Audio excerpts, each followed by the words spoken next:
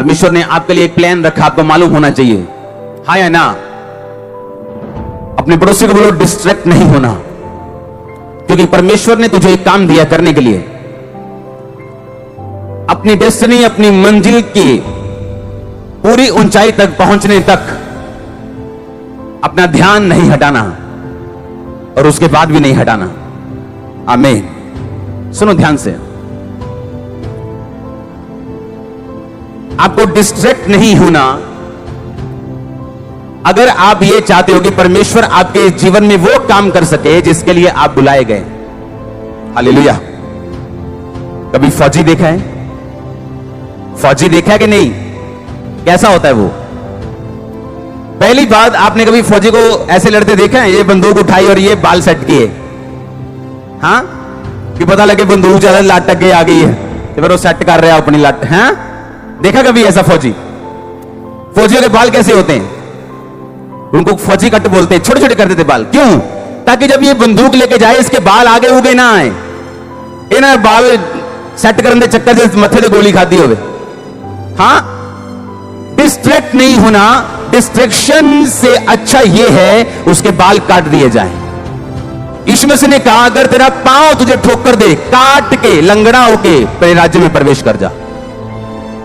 तेरी आंख तुझे ठोकर दे, आंख निकाल दे, काना हो जा, इससे अच्छा कि दो आंख रहते तू नरक में डाल दिया जाए।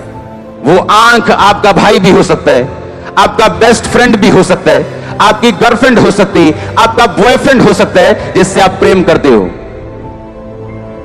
यीशु मसीह ने कहा डोंट गेट डिस्ट्रैक्टेड, अपना ध्यान नहीं हटाना, ऐसा ना हो उस बंदे के साथ तू नरक में डाल दिया जाए। इससे अच्छा यह है उस कमी को अपनी लाइफ से निकाल दे और काना होके मेरे राज्य में प्रवेश कर जा। फौजी के इसीलिए बाल काट देते। क्यों काटते बाल फौजी के? कि जब ये लड़ाई में जाए ये नहीं अपने बाल सेट करता फिरे, कि गोली निशाना फौजी आगे आ जाए, उसकी एक लट आगे आ जाए और निशाना चूक जाए या उसकी जान चली जाए। क्योंकि जो फौजी का काम है वो बड़ा डेंजरस, बड़ा जिम्मेवारी वाला और बड़ा अलर्ट रहने वाला काम है। और बाइबल कहती है तुम एक फौजी हो। परमेश्वर कहता है फौजी इसलिए कि अपनी भर्ती करने वाले के काम आए, वो अपना मन संसार के कामों में ना फंसाए। अगर फौजी उस सरहद पे खड़ा है और लड़ाई कर रहा है और घर की याद आ रही है उसे और वो घर की यादों में खो गया तो उसको गोली पड़ेगी, वहां ना घर के काम आएगा ना अपने देश के काम आएगा। परमेश्वर ने कहा जब तू तेरी भर्ती हो जाए मसीह में तब तू सीधा देखेगा और वो लड़ाई जो तेरे सामने है तू लड़ेगा और जीतेगा, ताकि तू और तेरा घराना बाद में बरकत पाए। क्योंकि फौजी रिटायर होके फिर सारी उम्र अपने घर रहता है, वो जल्दी रिटायर हो जाता है। हाँ या ना? परमेश्वर ने तेरी भर्ती कैसे हुई है? फौजी की तरह। हालेलुया। आपने कभी भी फौजी की भर्ती उसके अपने शहर में नहीं देखी होगी, 1% चांस भी नहीं होंगे, बहुत कम। क्यों? ताकि यानी फौजी जब राउंड लगाने जाए तो उसको मालूम हो ये मेरे दोस्त का घर है, ये मेरी मासी का घर है, ये मेरा घर है, चलो 2 मिनट हो आते हैं। अगर फौजी पंजाब का तो उसे असम में फेंकते हैं, चल भाई असम में। ना बोली रले, ना दिमाग रले, ना सोच रले, ताकि तेरा ध्यान सिर्फ और सिर्फ कहां हो? देश की तरफ, सुरक्षा की तरफ। परमेश्वर ने कहा कि अलीशा अपनी लाठी को दे, अपने नौकर को, अपने दास को बोल कि जाके लाठी लगा उस मरे हुए लड़के के ऊपर, और जैसे ही तू लाठी लगाएगा वो लड़का जी उठेगा। परमेश्वर के प्रॉफिट ने कहा कि जी आजा। हाँ, क्या करिए? छड़ी ले जाए, छड़ी देना मेरे को। क्या बोला उसने? ये छड़ी ले जा, क्या कर? उस पे लगाना लड़के पे। क्या हो गया? वो जी उठेगा। पर रास्ते में किसी को भी नमस्कार मत करना, कोई तेरा हाल पूछे जवाब मत देना, तो किसी का हाल चाल मत पूछना, बस सीधा जाना, मेरी छड़ी को उस लड़के पे लगाना और वो जी उठेगा। हाँ या ना? अब छड़ी दे दी, आ जाओ, कोई जाना। हाँ, आ जाओ, आ जाओ, आ जाओ, निकल आओ। हाँ, अब छड़ी दे दी। अब प्रॉब्लम क्या है? अब गेजी जा रहा है रास्ते में, लोगों को मालूम है ये प्रॉफिट की छड़ी है। और तब छड़ियां ऐसी नहीं होती थी कि कोई बांस उठा के दे दिया, उनकी अपनी छड़ी होती थी। वो भी लोग छड़ी लेके चलते थे रास्ते में, जानवर आते थे, पहाड़ आते थे, चीजें आती थी, तो वो छड़ी लेके चलते थे हमेशा। और उसने अपने जो हाथ में उसकी चीज होती थी हमेशा मसे वाली, वो अपने नौकर दास को दी और बोला जा और उसके ऊपर रख, पर रास्ते में किसी को हेलो नहीं कहना, कोई तुझसे हेलो भले नहीं बोलना, कोई तू किसी से हेलो नहीं करना, बस सीधा जाना, मेरा काम करना। और रास्ते में जब वो जा रहे और लड़के के पास पहुंचा, छड़ी रखी, वो जीवित नहीं हुआ। क्यों? क्योंकि रास्ते में लोगों को मालूम था ये छड़ी किसकी है, खुदा के प्रॉफिट की है। हाँ जी भाजी की हाल है? वाह वाह ठीक है जी, हो जी कितना ठीक ठाक जी। पता लग गया सोटी फड़ी आज अपने गुरु दी। अब हाँ, बाइबल बताती वो सेवक जो था वो पैसों का लालची था। उसे मालूम था अगर मैं ये लोगों में साबित कर दूं कि मैं खुदा के दास के बड़ा नजदीक रहता हूं, तो खुदा के दास तक पहुंचने के लिए लोग इसको भेंट देंगे। तो खुदा का दास तो अपने किसी करीब बंदे के हाथ में इतनी कीमती सोटी देके भेजेगा? और रास्ते में सब हेलो हाय चल रही है, ये हेलो हाय पूछ रहे हैं और जाना इधर है, लेकिन घूम के जा रहा है क्योंकि अमीर का घर रास्ते में पड़ता है, और उसको बता के जा रहा है और पाजी मैं चल रहा काम मारा, पापा ने भेजा ही मारा, दिखा के जा रहा है उसको। क्यों? क्योंकि वो पैसों का क्या था? लालची, डिस्ट्रैक्टेड था, वो आकर्षित था, वो उस काम के लिए नहीं जो खुदा ने दिया, उस काम के लिए जो उसका दिल चाहता था। और कोई काम नहीं हुआ। हुआ क्या? कुछ नहीं हुआ। शैतान आया यीशु मसीह के पास, यीशु मसीह रोजे रख के बैठे हैं और सामने पत्थर थे। शैतान आया, बोला इन पत्थरों को बोल क्या बन जाएं? क्या रोटी बड़ी चीज है? क्या बड़ी चीज है रोटी? आप जा सकते हैं, तारीफ करो। मैंने कहा क्या बड़ी चीज है रोटी? पर उस टाइम पर भी यीशु मसीह के लिए क्या थी? बड़ी थी। क्यों? 40 दिन से कुछ नहीं खाया और शैतान परखने की कोशिश कर रहे हैं। हाँ है ना? अब जिसके 5 बच्चे उससे पूछो बच्चा बड़ी चीज है, बोलेगा नहीं मेरे 5 हैं। पर जिसके पास नहीं है उसको पूछो। अब शैतान जिसके पास 5 हैं उसको बच्चे के लिए नहीं भरमाएगा, लेकिन जिसके पास नहीं है उसको भरमाएगा। चला एक बाबे के पास चलते हैं, चला बड़ी अच्छी दवाई देता वो, चलाओ तुम मुंडा हो जाता। और परमेश्वर देखेगा आपको और वो चेक करेगा आपको, क्योंकि शैतान आपकी प्रेजेंट नीड, जो आपकी वर्तमान की जरूरत है, उससे आपको परखेगा। जो आपको नहीं चाहिए उससे नहीं परखेगा। हो सकता है एक बंदा पैसों के साथ ना भरमाया जाए, चाहे वो गरीब हो अमीर हो, पर उसकी कमजोरी एक औरत हो सकती। एक बंदे की कमजोरी औरत नहीं है, पैसा है। किसी की पैसा या औरत नहीं, कुछ और है। और शैतान आपकी कमजोरी जानता है और आपको डिस्ट्रैक्ट करने की कोशिश करते हैं ताकि आप वहां ना पहुंच सके जिसके लिए परमेश्वर ने आपको अपने पास बुलाया। हालेलुया। आज मैं यहां पे ना होता अगर उस टाइम परमेश्वर मुझ पर दया ना करते तो। तब की प्रार्थना और डिस्ट्रैक्ट ना होना, अपना ध्यान ना खोना और लगातार प्रार्थना करना, उत्तर ना आने के बावजूद भी उस चीज का रिजल्ट हूं मैं और आप भी। अपने हाथों को उठाओ, थैंक यू जीसस। अपने हाथों को उठा के प्रार्थना करो, परमेश्वर मेरा ध्यान भटकने मत देना और मुझे छू खुदावन, मैं आपको देखना चाहता हूं प्रार्थना करते हुए। आप चाहते हो आजाद होना, बढ़ना, खुदा की मर्जी पूरी करना, बोलो मेरा ध्यान कभी ना भटके परमेश्वर। आमीन आमीन। आप समझ रहे हैं आज का वचन? शैतान कैसे आता आपके पास? आपकी वर्तमान की जरूरत से। आपकी वर्तमान की जरूरत क्या है? अभी क्या चाहिए? चंगाई चाहिए या बरकत चाहिए या पति चाहिए, पत्नी चाहिए? उसी चीज से वो आपको भरमाता है और जिसने उसी चीज पर फतेह पाई है वही फतेहमंद क्रिश्चियन है, दूसरा नहीं। क्योंकि आज हम पाप में क्यों जी? क्योंकि आज हम जवान हैं और हमारी शादी नहीं हुई, इसलिए हम पाप में। आपकी कल शादी हो भी जाएगी, आप फिर भी पाप करेंगे कहीं ना कहीं से, क्योंकि आपको आदत है पाप करने की। क्योंकि पाप एक आत्मा है, शारीरिक परिस्थिति नहीं। आज आपको कमाई थोड़ी है, आप रिश्वत खाते हैं, आप कमीशनें खाते हैं, आप हेरा फेरियों से पैसे कमाते हैं, आपके पास ज्यादा पैसा आ भी जाएगा, आप पाप करना नहीं छोड़ोगे, क्योंकि पाप एक आत्मा है, शारीरिक परिस्थिति नहीं। मैंने लोग देखे, हाँ जी व्यभिचार करता जी मुंडा, सेवा चाह के भी। क्यों? कुंवारा है ना, हल्ले, कोई गल नहीं, शादी हो गई, अभी भी व्यभिचार में है वो। क्योंकि पाप क्या है? एक आत्मा। अगर उसको जीतोगे नहीं, भगाओगे नहीं, अपना ध्यान भटकने नहीं दोगे, खड़े रहोगे, तभी जीतोगे। हालेलुया। मैंने एक वचन पढ़ा था आपके लिए। शमूएल कहता ये खा। कहता क्यों खाऊं? कहता क्या इज़राइल का मन भाव तेरा नहीं? कहता इज़राइल का सारा मन भाव मेरा। अरे भाई, मेरा तो गोत्र सबसे छोटा है, मेरा कुल, मेरे गोत्र ये सबसे छोटा है। आप ऐसे कह सकते हो कि आप सबसे छोटे शहर के सबसे छोटे गांव में रहते हो, और उस सबसे छोटे गांव में सबसे छोटा घर और सबसे छोटा परिवार भी आपका है। परमेश्वर कहता है इसीलिए तो मैंने तुझे चुना है कि सबसे छोटा गोत्र का, सबसे छोटा कुल मैं तुझे चुनता हूं, ये सब लोगों का राजा होने के लिए। और गिदोन को भी यही कहा। गिदोन को जब परमेश्वर बोलता है हे शूरवीर सूरमा यहोवा तेरे संग है, कहता क्या क्या मैं छोटा नहीं हूं? मेरा कुल छोटा नहीं है? मेरा परिवार मेरे कुल का सबसे छोटा नहीं है? तो इसका मतलब क्या? परमेश्वर को आदत है टूटे हुए लोग चुनने की, उसको आदत है गरीबों को चुनने की, तुच्छों को चुनने की, छोटों को चुनने की, व्यर्थ लोगों को चुनने की। उसको आदत है, ये उसकी हॉबी है आपको चुन के बड़ा करने की।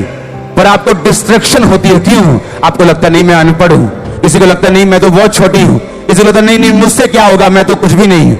अब परमेश्वर कहता जब मैंने राजा चुना, पहला राजा इज़राइल का शाऊल, तो वो सबसे छोटा था अपने कुल का, उसका गोत्र, उसका कुल सबसे छोटा था।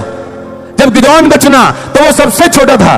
परमेश्वर ने कहा जब मैंने आपको चुना, आप भी सबसे छोटे थे। हाँ या ना? उसने बड़े देख के आपको नहीं चुना। पर प्रॉब्लम यह है, अपने चुनाव को आपको सिद्ध करने के लिए बड़ी चीजें कंप्लीट करनी पड़ती हैं ताकि आप फुलेस्ट अपनी ग्लोरी तक पहुंच सके। आमीन।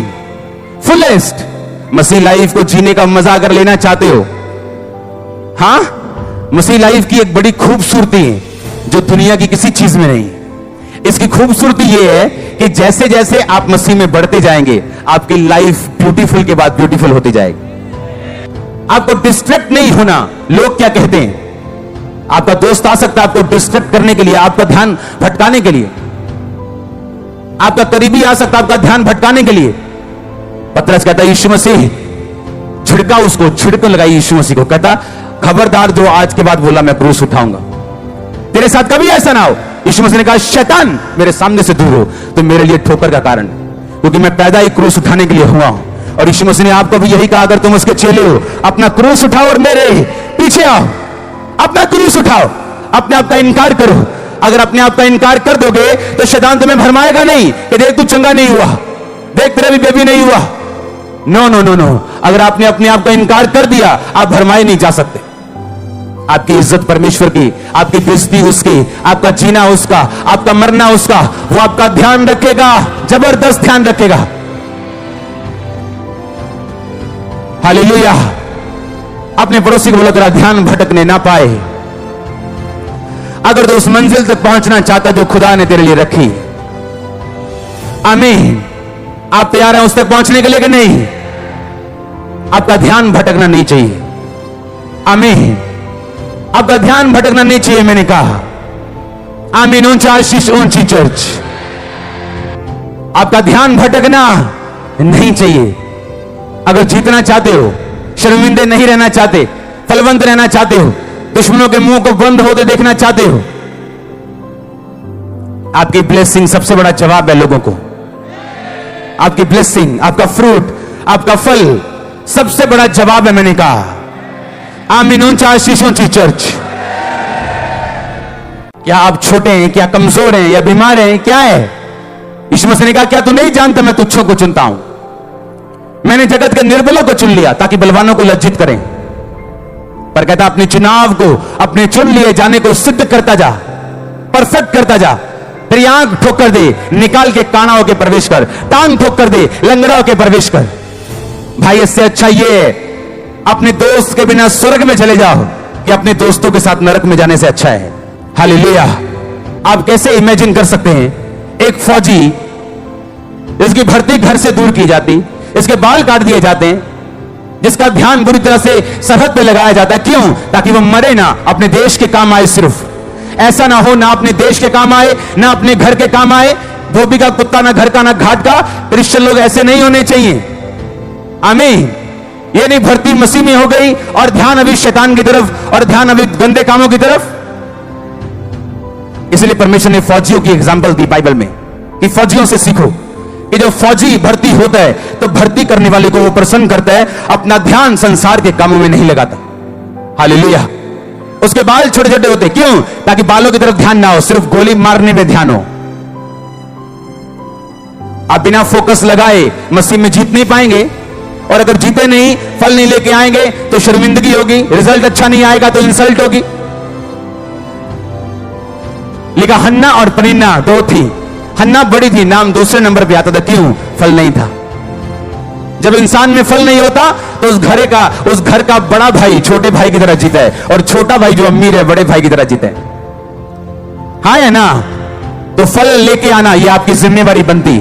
और परमेश्वर कहता मैं तुझे चुनता हूं, ठहराता हूं फल लाने के लिए, तो उसके पीछे चलना आपकी जिम्मेवारी। डिस्ट्रैक्ट ना होना, आकर्षित ना होना, ध्यान भटकने ना देना, यह आपकी जिम्मेवारी। आपको कभी किसी ने कुछ नहीं कहा, कोई ऑफर नहीं, कोई प्रपोज नहीं, हां कपड़े गंदे, रंग काला है, हां आंखें लाल लाल हैं, पर जैसे ही मसीह में आए एक सुंदर सी लड़की प्रपोज कर रही है आपको, आप देख रहे हैं ये क्या हो रहा है? क्योंकि वो शैतान देख चुका है तेरी डेस्टिनी को। उसे पता है कि इसे खत्म करने का तरीका यही है, अगर ना हुआ तो मैं गया। खुदा के फजल से पिछले दिनों में मेरे को एक डायरी मिली, एक डायरी। जब मैंने बपतिस्मा लिया था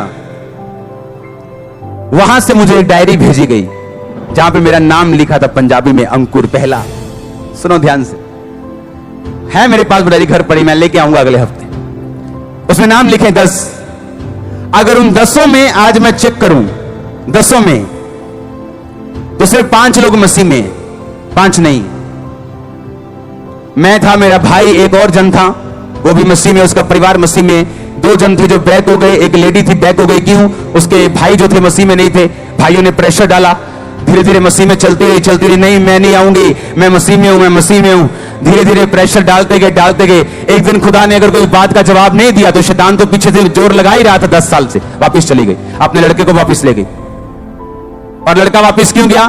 था चर्च में ढोल बजाता था, लेकिन वे भी 4, कोई लड़की नहीं छोड़नी, जहां काम करना वहां की लड़कियां नहीं छोड़नी, जहां जाना है वहां की लड़कियां नहीं छोड़नी, सबके साथ सोना है। और आज वापस है, वो बैक है। क्यों? बरकत खुदा ने दी नहीं। बरकत कैसे खुदा देता? आ तो गए चर्च में, लेकिन जीवन नहीं बदला। और मैं देख रहा था कि लाइफ को, और ऐसा लग रहा था जैसे कोई रिजल्ट आया हो, और पूरा रिजल्ट आ रहा था कि इस बंदे ने जो किया इसका फजल इसे मिला, इसने नहीं किया, आज वो कहां है? आज ऐसा लग रहा था खुदावन तकड़ी लेके बैठा है और न्याय की तकड़ी से न्याय कर रहा है एक का। ऐसा लग रहा था डायरी देख के। और मैं बड़ा ब्लेस्ड मैंने फील किया अपनी वो डायरी, मेरी डायरी नहीं है, वो किसी की डायरी थी वो। और जब हम बपतिस्मा ले रहे थे वो हमारे नाम लिख रहे थे, और मेरा नाम लिखा पंजाबी में, फर्स्ट मेरा नाम है अंकुर, पंजाबी में। मैं आपको दिखाऊंगा अगले हफ्ते। और वहां देखो बैप्टिज्म वाले हाल में जब मैं प्रार्थना करके आ रहा हूं तो खुदा के लोग बोल रहे हैं तुम्हारे में से एक जन को खुदावन बहुत इस्तेमाल करेगा, तुम में से एक जन ऐसा जिन्हें खुदावन बहुत ऊंचा करेगा। और मेरा ध्यान नहीं था, मैं कहा बपतिस्मा ले लिया, अब चंगे हो जाएंगे, बस ठीक है, अब हील हो जाएंगे, हालेलुया। लेकिन फोकस नहीं हटाया, अड़े और खड़े रहना। आप इमेजिन करो, आज गुरदासपुर में 200 के करीब पल्ले लगे हैं। 200 पल्ले तब लगते हैं जब बड़ी कन्वेंशन हो पंजाब में और सब भरे हुए हैं वहां पे। बाहर अंदर के हॉल फुल हो जाते हैं मॉर्निंग ही। 200 मतलब थोड़े दिन के बाद जितने यहां लोग अंदर बैठे हैं, हजारों, 30-35 हजार, 40 हजार का हॉल है, उतने लोग गुरदासपुर चर्च के बाहर बैठे होंगे। सोचो अगर फोकस हट जाता तो, सोचो अगर फोकस निकल जाता तो, कहीं गिर जाते तो, कहीं कुछ होता तो यहां ना होते। खुदाबंद रोटी देना छोड़ेगा नहीं, वो आपको ब्लेस करना छोड़ेगा नहीं, पर आप उस ऊंचाई तक नहीं पहुंच पाओगे जो परमेश्वर ने आपके लिए सोची और रखी। हालेलुया, जोर से बोलो हालेलुया। डिस्ट्रैक्ट नहीं होना। आमीन। आपके ऊपर परमेश्वर की एक योजना है समझो उसको आज समझ नहीं आएगी, मैं गारंटी देता हूं नहीं आएगी, गारंटी देता हूं नहीं आएगी समझ। अरे 8-8 साल दुआएं करके 24 घंटे समझ नहीं आई थी, और दिल कहता था कि अभी भी चल रहे हैं यीशु मसीह में, क्या करें। अब तो लोग भी जानने लग गए, और खुद ही हीलिंग नहीं हुई अभी तक तो। अब तो लोग भी हील होते, चर्च बन गई, बड़ी चर्च हो गई, अभी तक तो खुद ही हील नहीं हुए। क्या आगे चलने या क्या करने हैं? टाइम आता जब परमेश्वर सब बातों के उत्तर देता है आपको। मेरी बात आज नोट करके डायरी पे लिखना, वो 40 साल बाद भी उत्तर देगा, वो भूलेगा नहीं। मैंने कहा वो 50 साल बाद भी उत्तर देगा।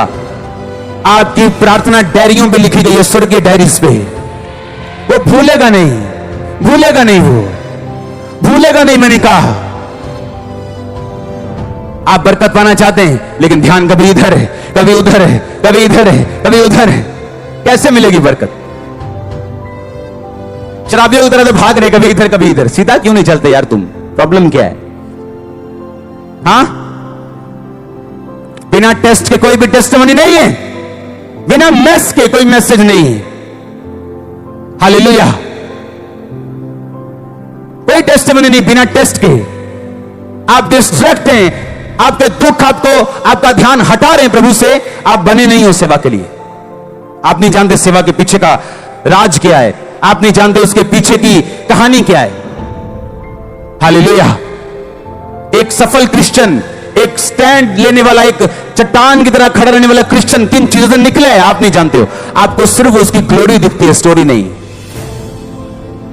मैंने अपने पास्टर को फोन किया, मैंने कहा क्या वो ये बन गया, ये चीज बन गई चर्च में? कहते नहीं बनी। मैंने कहा ये वाली चीज, इसके ऊपर वाली चीज, एक गाड़ी, सब कुछ मेरी तरफ से होगा, एवरीथिंग। आपको जो चाहिए आज से, आपको किसी से नहीं लेना, मुझसे लेना है। ये मेरे लिए बरकत होगी। कुछ कुछ नहीं लेना किसी, मुझे बरकत चाहिए। वो हैरान थे, जैसे ये काम कौन करेगा? मैं करूंगा। और ऊपर वाला बड़ा हॉल कौन बनाएगा? मैं बनाऊंगा। गाड़ी मैं दूंगा, और जो कुछ आपको चाहिए। ऐसे जिम्मेवारियां उठाने वाले लोग ब्लेस होते हैं। ऐसे उठाई है मैंने। अभी एक पास्टर की पेंशन लगाई है मैंने, 50,000 रुपया महीना, उसकी जिंदगी भर तक। आराम से बैठ जाओ। अब आपने जो करना था खुदा फिर में कर दिया, अब आप आराम से बैठो। और जब ऐसे बोते हैं हम लोग अपने पास्टर, अपने मेंटर्स की लाइफ में, तो फिर लोग बोलते हैं पता नहीं केड़ा खजाना है इन्हां दे कोल, क्योंकि हमने बोया है भाई, तुम्हारी सोच से ऊपर बोया। हालेलुया। एक लड़की आ रही मेरे पास, अच्छा ये मैंने नंबर लिए, ये मैंने, मेरी टांग नहीं है, मैंने नंबर लिए। मैंने कहा इसको पहले तो एक्टिवा लेके दो, एक पहियों वाली। मतलब कैसे हो सकता है आप किसी को देखो, वीडियो को, किसी जरूरतमंद को, और आप उसकी लाइफ चेंज ना करो। अगर आप लाइफ चेंजर हैं, आप बोने वाले हैं, आप कभी सेम नहीं रहते, कभी भी।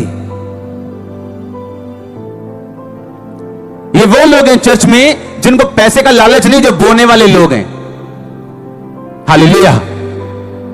अरे जिसका खर्चा चर्च का 40 लाख हो, उससे क्या खरीद लोगे तुम 5, 10, 20 लाख में? 2 करोड़ भी क्या करेंगे हम, मेरे महीने में खत्म हो जाएंगे। अब एक चैनल लिया हमने, उसको टाटा स्काई पे देने का खर्चा 2 करोड़ है 1 साल का। कौन खरीदेगा हमें खुदा के अलावा? कौन? जो छोटे लेवल का होता है उसे छोटे लेवल की बात ही दिखती है, उसे सब अपने जैसे दिखते हैं। हाँ, कितने मेरी बात को समझ रहे हैं? मैं उस दिन मैसेज कर रहा था, मैंने कहा मैंने आपकी पेंशन लगा दी, ये कर दिया, वो मैंने मैसेज कर रहा था मैं। और जब मैं गो के हटा, मुझे मैसेज आया कि जो कॉलोनी का काम है, मैं कॉलोनी काट रहा हूं, तो मेरे पास पैसा नहीं है। चर्च बिजनेस नहीं कर रही, चर्च अलग है, मेरा पर्सनल अलग है, लेकिन मेरे पास भी पैसा नहीं था कि मैं इतना काम कर सकूं। बीज बोने के बाद मेरा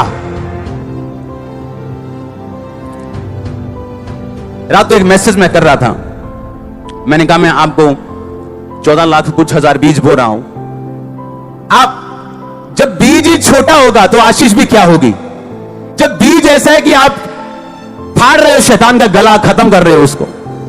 मुझे मैसेज आया एक मेरे फोन पे, उस पिक्चर कॉलोनी की पिक्चर दिखाना, ये कॉलोनी हम काट रहे हैं, ऐसी होगी।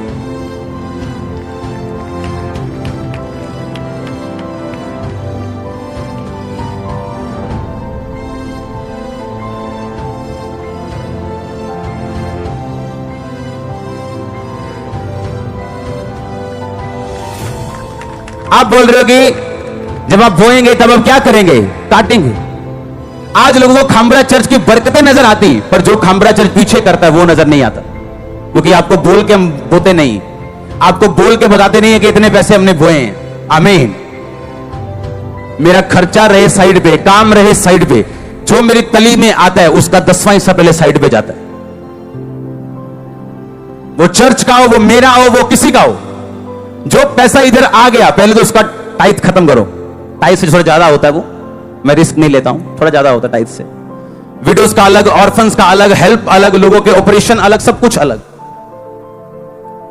और कोई फिर हैरानी नहीं कि आज गुरदासपुर में 200 पल्ले लगे, हजारों लोग चर्च के बाहर बैठे हैं इस गर्मी में। दुनिया हैरान है, पूरी दुनिया। कहते हमने एसी लगाए हुए हैं, हमने ठंडे पानी के स्टॉल लगाए हुए हैं, आता ही नहीं कोई। पता नहीं कौन सी तुम गुट्टी पिलाते हो। यहां गर्मी में लोग बैठे हैं, ये पास जी होर सुनाओ 4 गल्ला। हाँ, क्या इससे ऊपर गर्मी नहीं हो सकती? और चर्च बढ़ रहा है। हाँ, मैं पसीने में प्रीच कर रहा हूं, तुम पसीने में सुन रहे हो। हालेलुया। हमने बोया ही नहीं, हमने काटा ही नहीं। आप जानते पास्टर्स लोग गरीब क्यों हैं? उन्हें सिर्फ लेना आता है।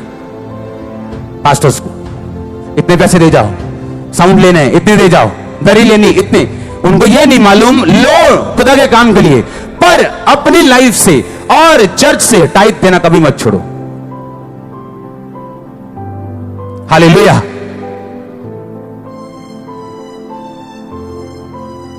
खुदा के जो दास आते मिलने, बड़े बड़े बोलते हैं हम कर्जे में चले गए थे जब टाइट बंद कर दिया था, और हजारों करोड़ों की संपत्ति फिर भी कर्जे में। क्यों? टाइट बंद कर दी। अपने टाइट से अपने चर्च की विडो की हेल्प करी गई। वो टाइट नहीं, वो मैनेजमेंट की है, तुमने धोखा दिया। हालेलुया। कितने मेरी बात को समझ रहे हैं? आप कैसे ब्लेस्ड हो सकते हो अगर वचन पे नहीं चलोगे? ध्यान आपका हटेगा। आप टेस्ट जब आएगा, आप वफादार नहीं हो, पैसों में वफादार नहीं हो, प्रेयर में वफादार नहीं हो, चर्च में वफादार नहीं हो। जो पास से मुझे 14 साल पहले जिसने एक छोटा सा वचन सुनाया, मुझे बपतिस्मा दिया, वो भी मेरे संपर्क में है, मुझसे नाराज नहीं। आज लोगों को एक गाना गाना आ जाए, बोलते हैं अब हम बल्ले बल्ले हो गई। हाँ, उन्हें मालूम नहीं स्पिरिचुअल वैल्यूज क्या है। देखो, आप पवित्रता में चलोगे, टेस्ट में प्रभु के साथ वफादार रहोगे, आपकी बेस्ट चीज खुदा छीन ले, वफादार रहोगे तो एक दिन खड़े होगे। इसको कोई शैतान नहीं रोक सकता। आप नहीं रोक सकता, कोई नहीं रोक सकता, इसको कोई नहीं रोक सकता।